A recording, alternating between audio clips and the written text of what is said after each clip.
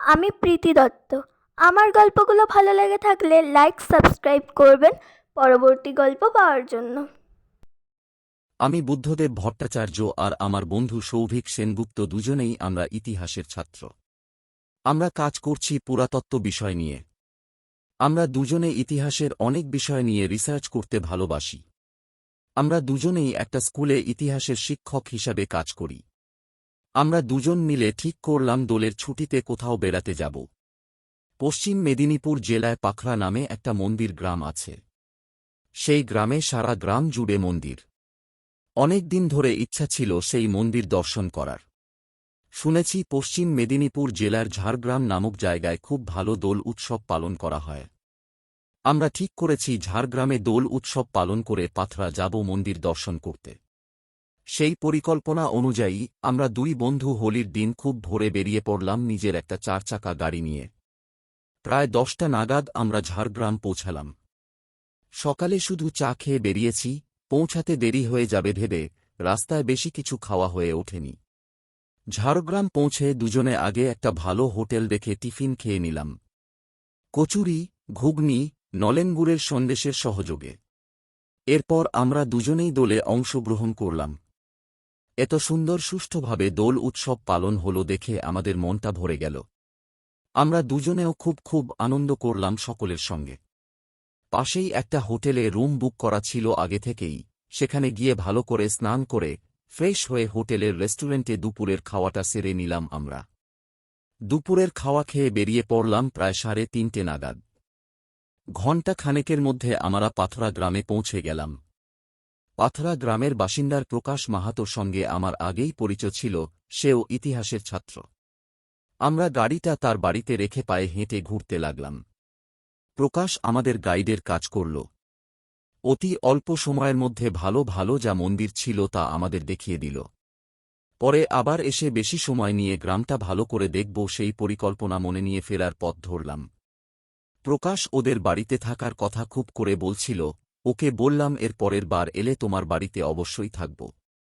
এবার খুব অল্প সময়ের জন্য হঠাৎ পরিকল্পনা অনুযায়ী এসেছি, তাই এবার থাকা সম্ভব হচ্ছে না। আমাদের বেরোতে বেরোতে প্রায় 7টা বেজে গেল। আমরা খুব জোরেই ড্রাইভ করছি ঝাড়গ্রাম পৌঁছানোর জন্য। রাস্তায় পড়ল একটা জঙ্গল। লোধাশুলি জঙ্গল হয়ে ফেরার পথ ধরলাম, তখন প্রায় সন্ধ্যা হব। সবে আলো নিভে চারিদিকে আঁধার নেমে এসেছে জঙ্গলটাতে। খুব একটা সেফ নয় লোধাশুলি জঙ্গল। এখানে অনেক লৌকিক অলৌকিক ঘটনা ঘটে, অনেক চোর ডাকাত ছিনতাইকারীদের উপদ্রব আছে। আগে ওই জঙ্গলে মাওবাদীদের খুব উৎপাত ছিল, এখনও অল্প স্বল্প মাওবাদীদের ভয় আছে, তবুও আমরা সাহসে ভর করে দুজন মিলে গাড়ি করে আসতে লাগলাম জঙ্গল থেকে লোকালের দিকে। আসার সময় রাস্তার উপরে এক মহিলাকে চিৎকার করে কান্না করতে দেখলাম। ভদ্র মহিলা উচ্চ স্বরে কান্না করতে করতে রাস্তার ঠিক মাঝখানে আমাদের গাড়ির সামনে এসে দাঁড়াল। পরনে তার একটা আটপৌরে শাড়ি, মাথার চুল এলোমেলো করা, খুব লম্বা রোগা চেহারার একজন মহিলা আমাদের গাড়ির সামনে এসে দাঁড়াল আর জোরে জোরে কান্না করতে লাগল। আমাদের গাড়ির সামনে এসে দাঁড়ানোর জন্য আমরা বাধ্য হয়েই গাড়ির ব্রেক কষে গাড়িটা দাঁড় করালাম। যদিও জানি এই সময়ে এই রাস্তায় গাড়ি দাঁড় করানো ঠিক না, কিন্তু একজন মহিলাকে এই রাতের বেলায় রাস্তায় কান্না করতে দেখে গাড়ি দাঁড় করাতেই হল। আমি গাড়ি দাঁড় করিয়ে জানলা দিয়ে মুখ বাড়িয়ে জিজ্ঞেস করলাম, কে আপনি? এই রাতের বেলায় রাস্তায় দাঁড়িয়ে কান্না করছেন কেন? উত্তরে সে কিছুই বলল না। আমি আমার বন্ধুকে বললাম, কোনো উত্তর তো দিচ্ছে না, গাড়ি থেকে নেমে গিয়ে কি জিজ্ঞেস করব? আমার বন্ধু আমার হাত চেপে ধরে বলল, একদম না, এই ঘন অন্ধকারে কখন কি বিপদ ঘনিয়ে আসে। আমি ভাবলাম ও ঠিকই বলেছে, এই অন্ধকার রাতে নামাটা ঠিক হবে না। যদিও আজ পূর্ণিমা, তথাপিও এই জঙ্গলে এত গাছের ভিড়ে ঠাসাঠাসি যে প্রায় কিছুই ঠাউর করা যায়। আমি গাড়িতে বসেই আরও জোরে চিৎকার করে বললাম, কে আপনি? পথের মাঝে দাঁড়িয়ে কান্না করছেন। সে একটু কান্না থামিয়ে চুপ করে থাকল, তারপর ধীরে ধীরে কিছু একটা বলল। আমরা দুজনের কেউ সে কথার মানে বুঝতে পারলাম না। আবার বললাম, আপনার কথা কিছু বুঝতে পারলাম না। এবার সে আস্তে আস্তে মেদিনীপুরের গ্রামটানে বলল, আমার নাম শান্তা মাহাতো, আমার বাড়ি ঘাটালে, বলে চুপ করে থাকল। এবার আমার বন্ধু বলল, ঘাটাল? সে তো এখান থেকে অনেক দূরে, তা আপনি এই রাতের বেলায় এখানে এসে কান্না করছেন কেন? আপনার কি ভয় ডর কিছু নেই? মহিলাটি আবার কিছুক্ষণ চুপ করে রইল। আমরা অধৈর্য হয়ে উঠেছি, আমাদের যেতে দেরি হয়ে যাচ্ছে। রাস্তাটা শুনশান, কোনো গাড়ি বা লোকজনের দেখা নেই। মনে হচ্ছে আমরা ভুল রাস্তায় এসে পড়েছি। যাওয়ার সময় এত ঘন জঙ্গলের মধ্যে দিয়ে আমরা যাইনি। এবার মহিলাটি আস্তে আস্তে গাড়ি কাছাকাছি এসে বলল, আমার বাড়ি ঘাটালে, আমার শ্বশুর বাড়ি বিনপুরে। আমার একটা 7 মাসের ছেলে আছে। একটু থেমে আবার বলল, আমার শ্বশুর বাড়ি থেকে বলছে 20,000 টাকা নিয়ে না আসলে আমাকে খেতে দেবে না। কিন্তু আমার বাবার সেই টাকা দেবার সামর্থ্য নেই। লোকের জমিতে জোন থেতে থায়। এবার সে আবার কান্না করে উঠল। সে আবার বলতে শুরু করল, আমি বললাম আমার বাবা টাকা দিতে পারবে না। তাই আমার শ্বশুর বাড়ির লোকজন আমাকে মেরে বাড়ি থেকে বের করে দিয়েছে। আমার ছেলেকেও আমার থেকে কেড়ে রেখে দিয়েছে। তাই আমি মনের দুঃখে এই জঙ্গলে এসে কান্না করছি। আমি বললাম, কিন্তু এই রাতের অন্ধকারে জঙ্গলের মধ্যে আপনি একজন মহিলা, আপনার এখানে থাকা ঠিক নয়। আপনি আমাদের গাড়িতে উঠে পড়ুন। জঙ্গলের সীমানা পার করে কোন লোকালয় দেখে নামিয়ে দেব।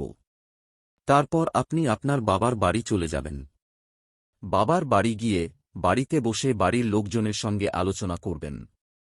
মহিলাটি সব শুনে গাড়ির খুব কাছে এগিয়ে এলো, বলল, ঠিক আছে, আপনি যা বলেছেন তাই করব।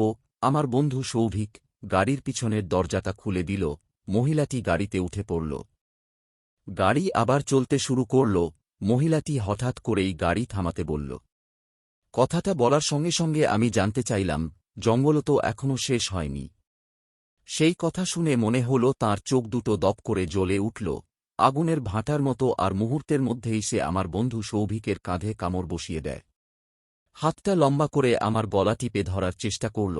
তার হাতের নখের আঁচড় আমার গলা স্পর্শ করল, কিন্তু সে পুরোপুরি আমার গলা টিপে না ধরে গাড়ি থেকে নেমে গেল। আমি ভয়ে আতঙ্কে গাড়ি থামিয়ে দিও। আমার বন্ধু যন্ত্রণায় চিৎকার করে ওঠে। আমরা হঠাৎ এমন ঘটনায় হতভম্ব হয়ে পড়ি।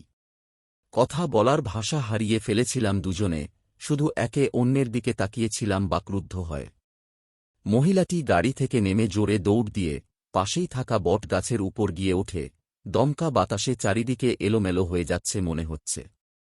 এখানে গাছের পরিমাণ কম, তাই পূর্ণিমা রাত হওয়ার জন্য চারিদিকের পরিবেশটা মোটামুটি ভালোভাবে দেখা যাচ্ছে। হঠাৎ মহিলাটি আবার লাফিয়ে বটগাছ থেকে পাশের তালগাছে গিয়ে ওঠে।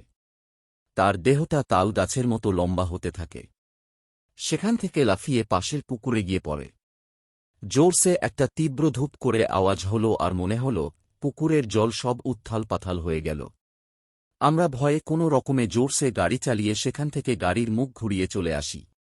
প্রায় আধ ঘণ্টা পর একটা লোকালয়ে এসে পৌঁছে গাড়ি দাঁড় করিয়ে একটা ওষুধের দোকান খুঁজে বের করি। সেখানে একটি ওষুধের ফার্মেসি খুঁজে পায়।